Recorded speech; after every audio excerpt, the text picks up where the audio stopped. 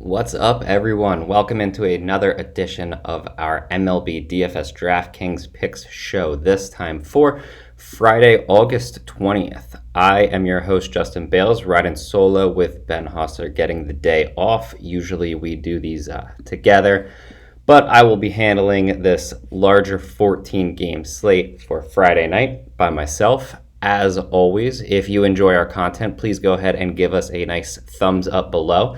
Subscribe to the channel and click the little bell to turn on the notifications so you don't miss any of the videos and content that we're putting out. Let's try something a little bit new today. Go ahead and comment your favorite player, pitcher, hitter, stack, bet, literally anything you want in the comments section below. And if you guys do a good job of getting the comments up, getting the likes up, I'm going to go to the upper management and see if we can give away some MLB packages on this video. I guess not this video, but this series that we do. We'll be trying to give out a few packages. That will only work if I get the engagement from you guys, though, because that is specifically what they are looking for. So comments, likes, the thumbs up, subscribing to the channel, all of that in return for you guys could equal free access to our core plays. You can get in our Discord for free. You'll also get access to the premium channels if we do some giveaways, so that's another benefit to you guys. But if you just want to get into our Discord, where we are always talking multiple sports, chatdfs.com. Very simple. Go to that, click that you want to join the Discord, and you will automatically be inserted in. You can talk to us literally any time of the day. We're in there all the time. Tag us, and we'll respond to basically anything. Aside from that, head over to dfskarma.com. This video is being recorded early Friday morning, about 10 a.m., so we will be having articles coming through periodically throughout the day for multiple sports. We have esports, we have MLB, NFL is coming up. I know that Cap is doing a lot of off-season stuff that has been fantastic for us. So dfskarma.com, and you can read all of our stuff there. betkarma.com is where you'll find all of our sports betting stuff, which we use, multiple books. We use the DraftKings Sportsbook, FanDuel, basically any you can think of to find the best odds to give to you guys. So betkarma.com is what you're looking for if you're looking for sports betting. dfskarma.com for the DFS side of things. And without further ado, we can kind of jump into this slate. I know a lot going on. There's 14 games. There are a lot of high-end pitching options. I think one of the things that actually stuck out the most to me is the two worst pitchers on the entire slate solely in terms of xFIP over the last 30 days, which is roughly 5 starts for all qualified options, happens to be Robbie Ray and Lucas Giolito, two of who we act or kind of know are better pitchers in the MLB. Over the last 30 days, they have the lowest two xFIPs of any of the qualified starters on the slate. That doesn't necessarily mean that it's better than certain guys like Carlos Carrasco. He doesn't qualify for the innings, even though his xFIP is over that span only 3.73. I know his ERA is well over 10. He's gotten extremely unlucky. Someone like Chris Sale doesn't qualify. They need to hit a certain threshold. But of the starters that did hit that threshold, we have Robbie Ray and Lucas Giolito as the worst two in terms of xFIP. We also have, I believe it is 3 starters in the top maybe 15. It's the top 12. We have 3 starters in terms of xFIP over the last 30 days in the top 12 of all qualified starters. Number 1, which a little shocking to me, is Max Fried at a 311 xFIP over that span. His K per 9 is over 10. And then number 2 and number 3 are Lance Mccullers Jr. and Walker Bueller. They sit at 335 and 338, respectively. McCullers K per 9 is up to almost 12, while Walker Bueller's is sitting right below 11. I don't solely look at that. You might be sitting here thinking, well, Robbie Ray hasn't been throwing well. You probably want to avoid him tonight. I actually think that Robbie Ray is one of the top pitching options on the slate, and I will heavily be looking into using him. it's just a plus matchup against the Detroit Tigers. They've been struggling. They have one of the highest strikeout rates on the entire slate. So you kind of get the upside there. And when you look at somewhere like DraftKings Sportsbook, it doesn't seem like Vegas is overly concerned since Robbie Ray is a minus 290 favorite. Although I will say the game total set at 9 runs. That just has more to do with Toronto than it does Robbie Ray actually throwing, just because Detroit's run total set at only 3.6. But I guess it makes sense to start at the top. Several options you can use. We talked about Robbie Ray. I do think he's fine. My number one option will be Walker Bueller. He has looked outstanding. The Mets offense has been atrocious. They have one of the lowest team WOBAs over the last 14 days. It's kind of embarrassing how bad they've been. They do strike out roughly 25% of the time, which isn't necessarily the highest on the slate, but I believe it's top 5 yet. So a lot of strikeouts to be had there, and Walker Bueller's just been overly consistent. So I do really like where Bueller's at. I have no problems whatsoever if you want to use him. Another guy that makes a lot of sense at only 9,700 is Chris Sale. He looked great in his first start. I know he gave up a few runs, but his xFIP sat below 2. So the 2 home runs, I wouldn't expect that to continue. He's not going to, every time he gives up a run, it's not going to be a home run. So the strikeouts were there in only 5 innings. He threw 89 pitches, so I'm not really overly worried about a pitch count. And at 9,700, we are getting a discount on him.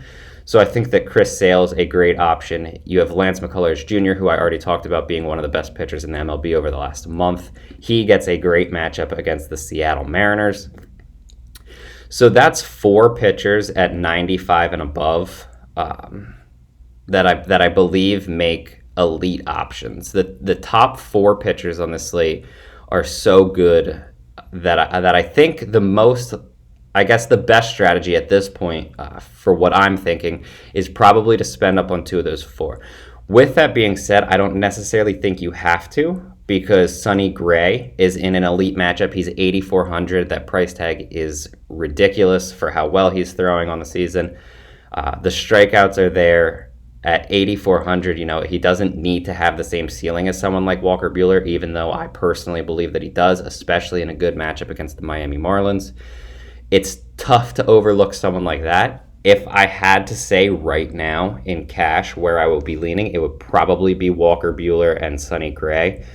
I think those 5 pitchers that I just named, Bueller, Ray, Sale, McCullers, Gray, are in a tier of their own. I don't believe they're the only pitchers that can be used, but I think that they are in a complete tier of their own, where I likely will be pulling from those 5 if I can tonight to get my 2 pitchers. Other options that I won't outline as in-depth, but that I do think are viable tonight. Alex Wood at 8,900. Max Fried, who we already discussed, is the best arm on the slate over the last 30 days in terms of xFIP. Gets a matchup in Baltimore, which does scare me a little bit, but not enough not to at least consider him in tournaments.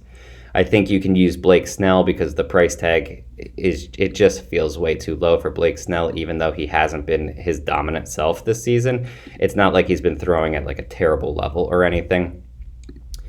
And then if you want to spend down, I guess the guy that I would be looking at would be Miles Mikolas. 6,900 gets the matchup against Pitt. I guess I don't have too many issues with him. I am concerned about the pitch count. He threw 60 in his first game back. He was out for quite some time with a shoulder injury. I think he probably gets closer to 75.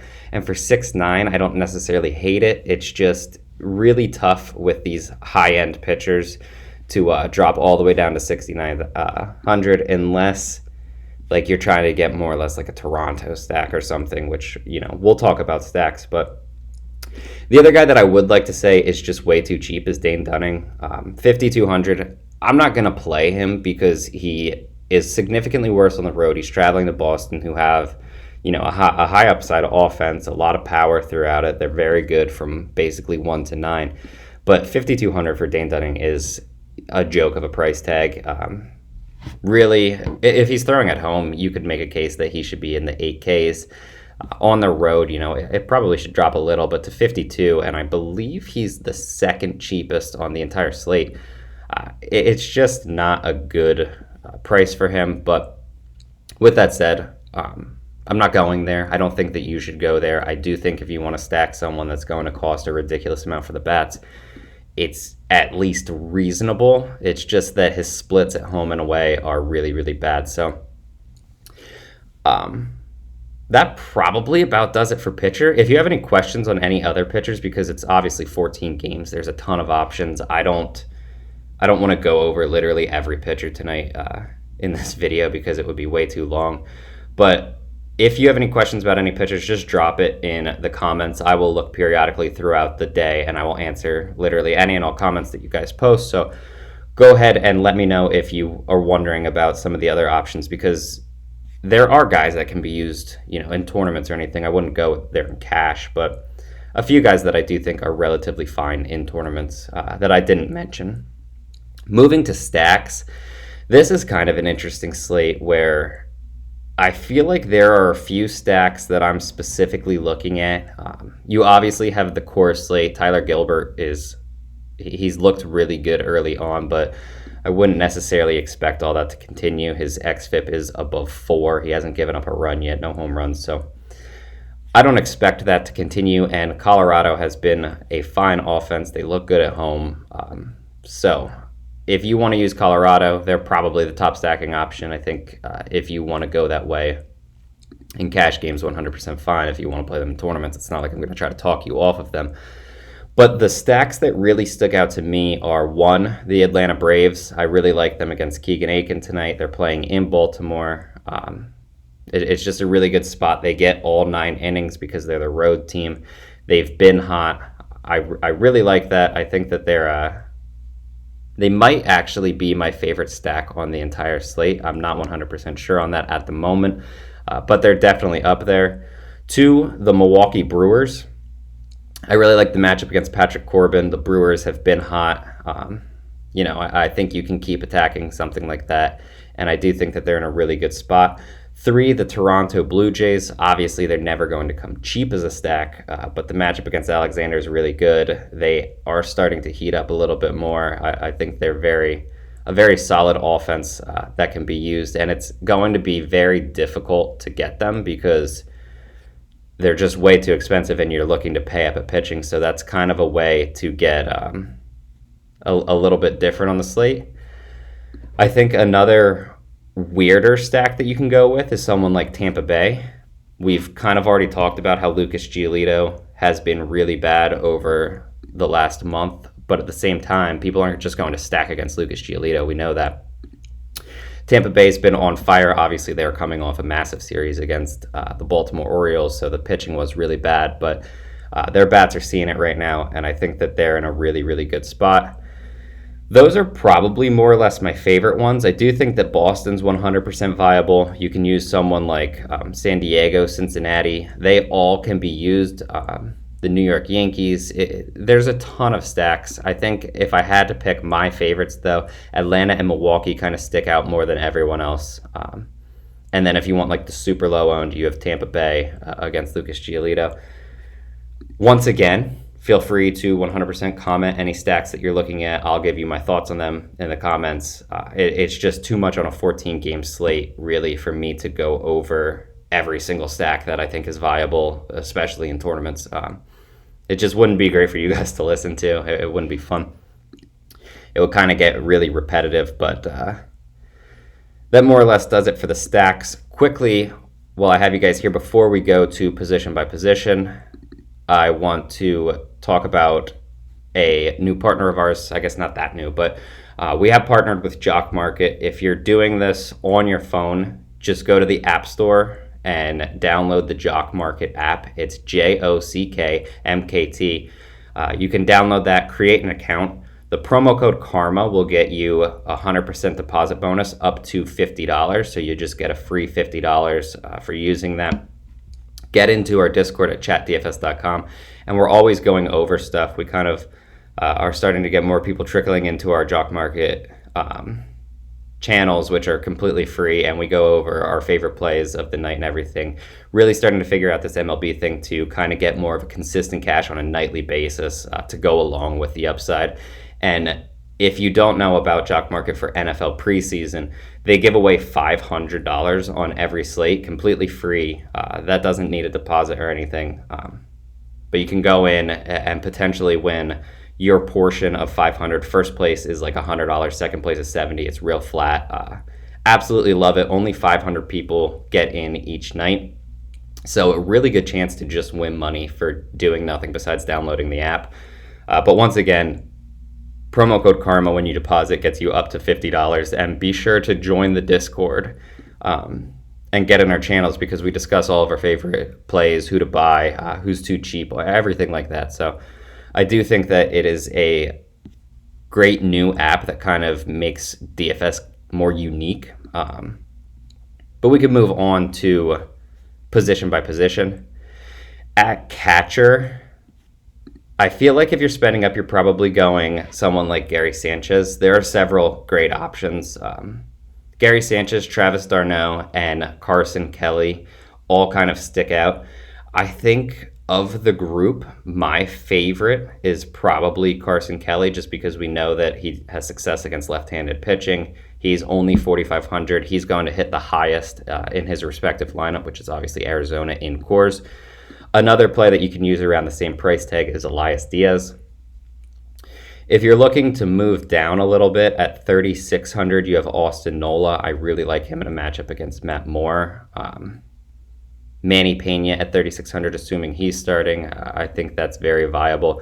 And as you continue down, if you're looking for more of like a punt option, you have Christian Vasquez at 2,900, Reese McGuire, assuming he's starting, at 2,500, Austin Hedges at 2,300, just guys like Sebi Zavala at 25.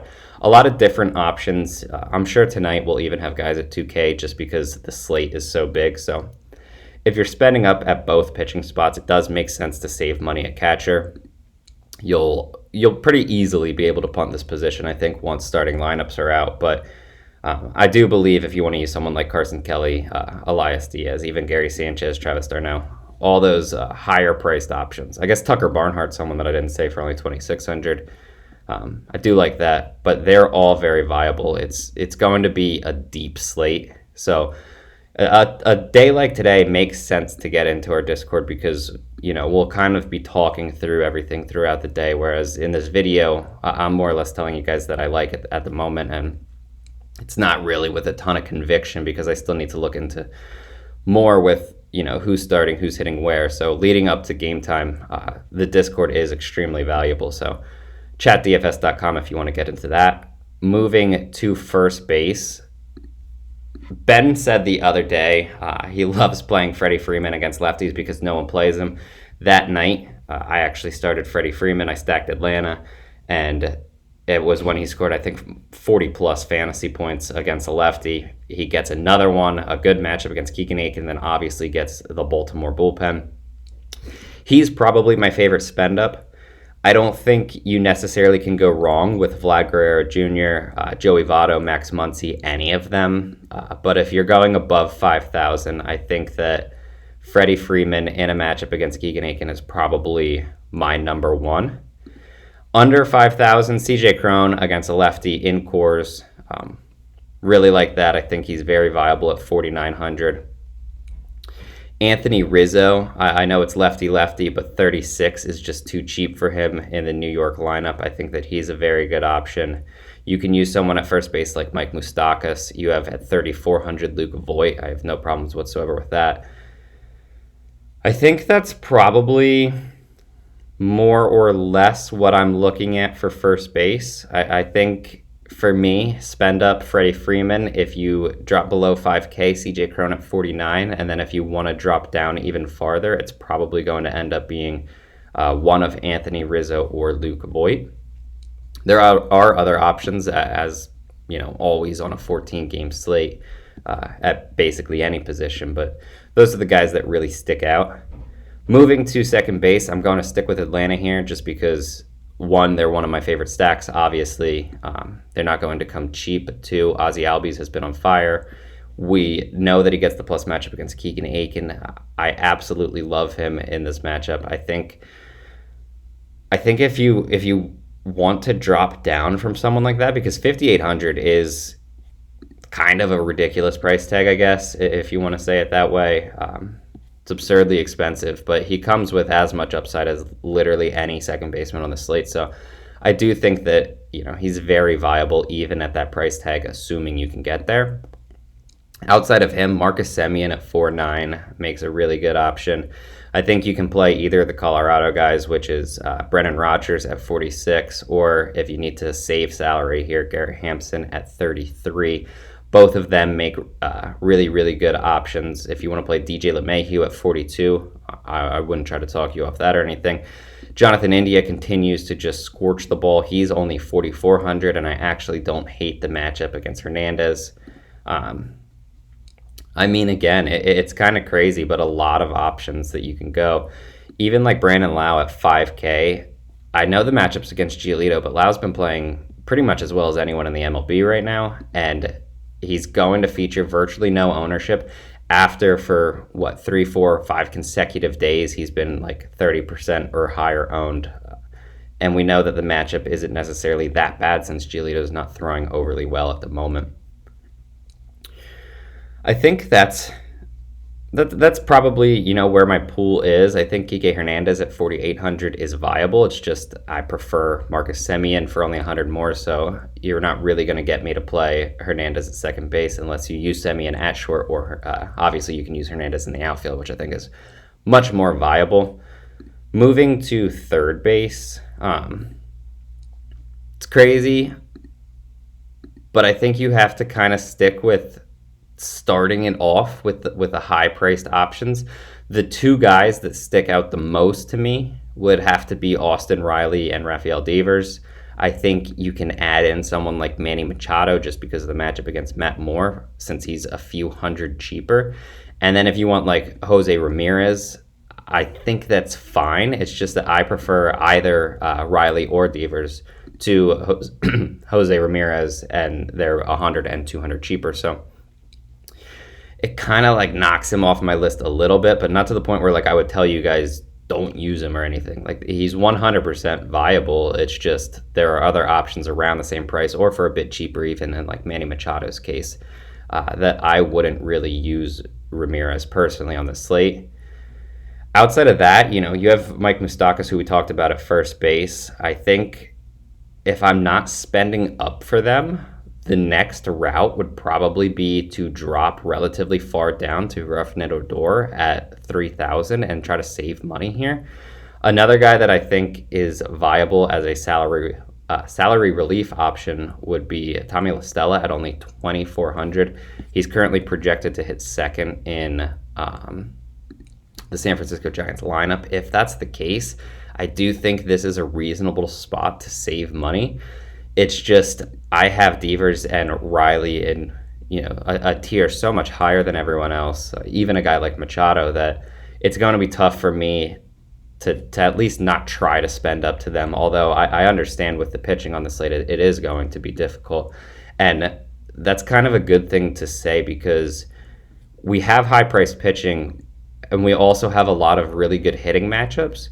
The only issue, obviously, with those matchups is the fact that the matchups are so good for some of the hottest offenses, which means that their prices are up. So you're going to have to decide if you can save salary, with one of your stacks, or if you're going to save salary at your SP2 or do whatever, because you're not really going to be able to plug in two of those high-priced pitchers and a stack like Toronto or a stack like Atlanta. They're just too expensive. So at least tonight we kind of have some decisions that we do have to make instead of, just casually plugging in Atlanta who could score 10 runs and some of the top pitchers on the slate. But moving to shortstop, I think this position probably starts with the two Toronto guys. You have Bo Bichette at 52. You have Marcus Semien at 49, both shortstop eligible. I think Willy Adames at 53 makes a very good option. Trevor Story at 54 against the lefty in Coors will probably be the chalk, and rightfully so. I think that the other three guys are great pivots off of him, but he's probably who you want to go with in cash, especially at that price point.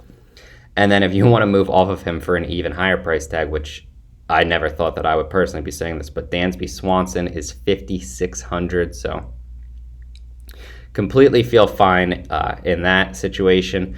Fernando Tatis Jr. up to 57, obviously gets the plus matchup against Matt Moore, and finally has outfield eligibility on DraftKings, so there's plenty of ways to get him into your lineup. Outside of that, I guess if you're looking to save money, the pretty clear-cut option, in my opinion, is going to be Nick Ahmed. I think it depends where he's hitting in Arizona's lineup, but gets an obvious matchup against lefty Austin Gomber. Ahmed better against left-handed pitching, so 3,200 to get a piece of the Coors game.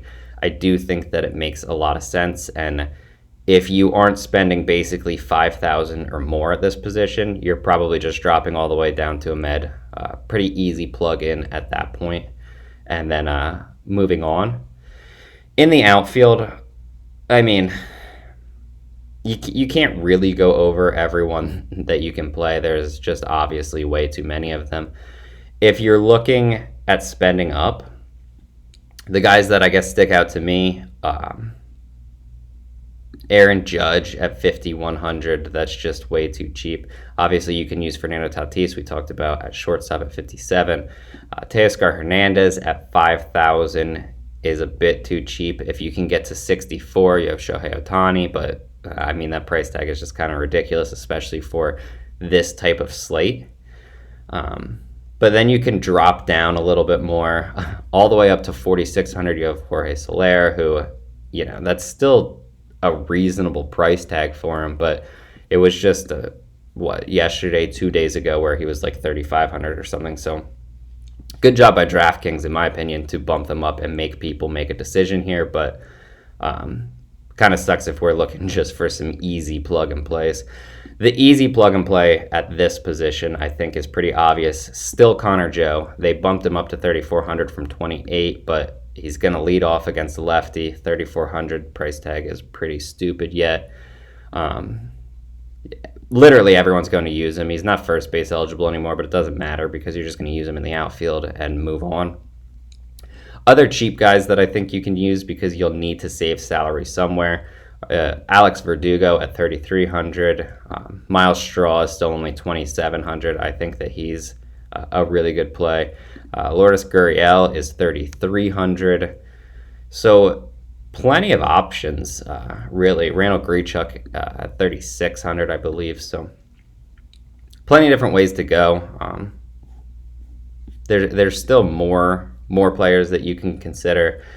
As always, I've said it before in the video, but if there's any players that you're thinking about or you want kind of more analysis on, just go ahead and mention them in the comments, and I'll be checking periodically throughout the day to see.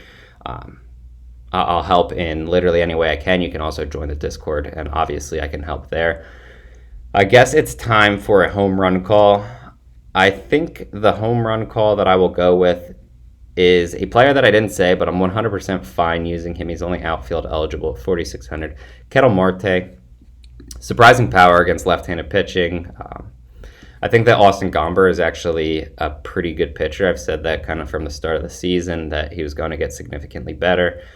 That's been the case, but at the same time, they're still playing in Coors. Ketel Marte has a lot of power against lefties, so I do think that is 100% going to be my home run call tonight. There are, honestly, just looking at everything, there are a ton of potential home runs. Obviously, that's the case a lot of the times, but there's a lot of power against the handedness of the opposing pitcher tonight. So that about does it. Once again, if you enjoy this video, go ahead and give it a thumbs up. Comment literally anything you want. If we get enough interaction, I will be pushing hard to go ahead and give out free MLB packages on these videos, so it makes sense to subscribe to the channel, turn on the notifications so you don't miss anything. As always, please join Jock Market, our new partner. Try it out. It is fantasy meets the stock market. It's really fun. Takes a second to kind of get used to it, but once you do, it is awesome. DFSkarma.com, betkarma.com. That's where you can find literally all of our content, everything from me, Ben, all the other guys.